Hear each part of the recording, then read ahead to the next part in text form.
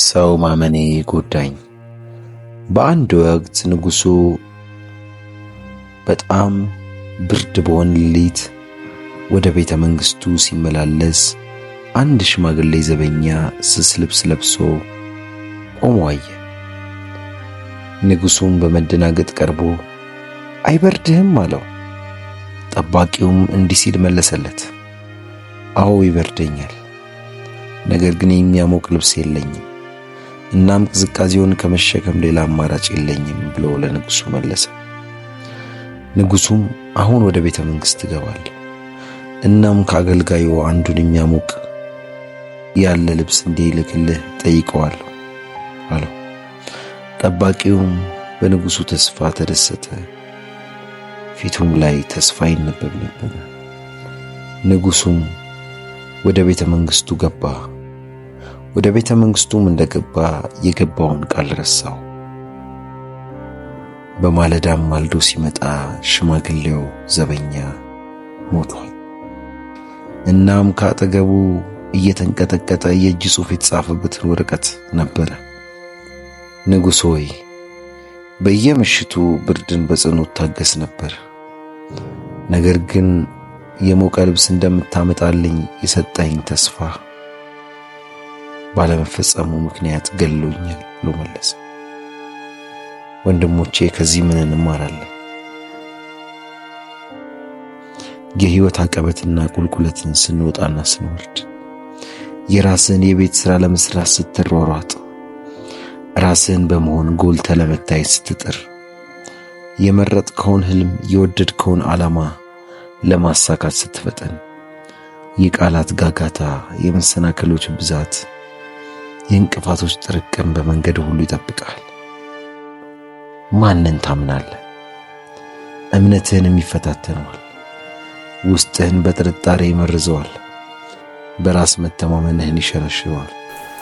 ካንተ ምርጫ በላይ በተባልከው ነገር ትሰበራለህ። በተደረገበት ድርጊት ከመንገድ ትቀራለህ። እንቅፋት ሁሌም ከፊት ይኖራል። መሰናክል ሁሌም በጉዞ ያጋጥምሃል። አለመቻልህን የሚነግርህ፣ ተስፋህን የሚያጨልም፣ በቃላት ብቻ የሚሰብር ሰው በጥረትህ ሁሉ አታጣም። ወዳጄ ማንን ታምናል? ሕልምህን ወይስ ፍላጎታቸው?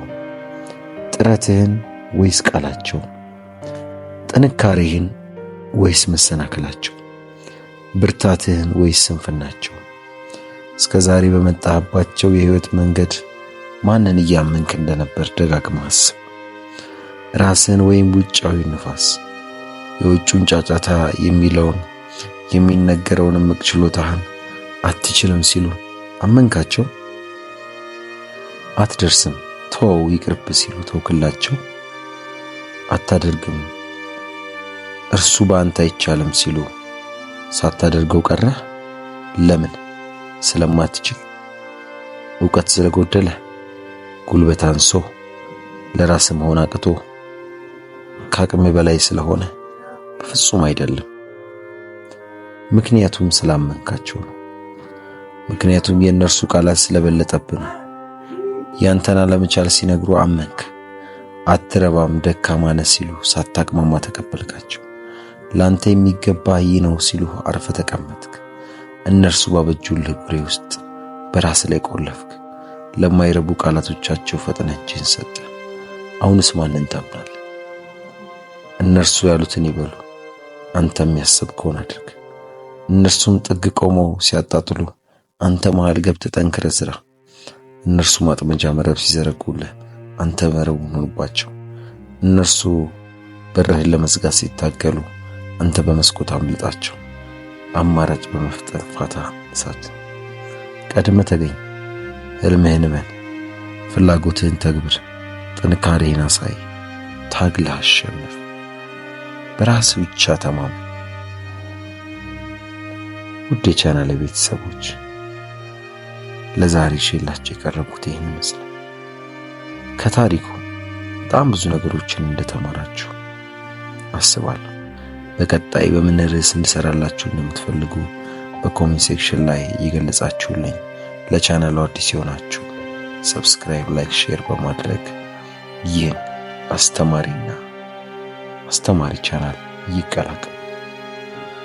የእናንተ ምርጥ ቻናል ኢንስፓየር ጀነሬሽን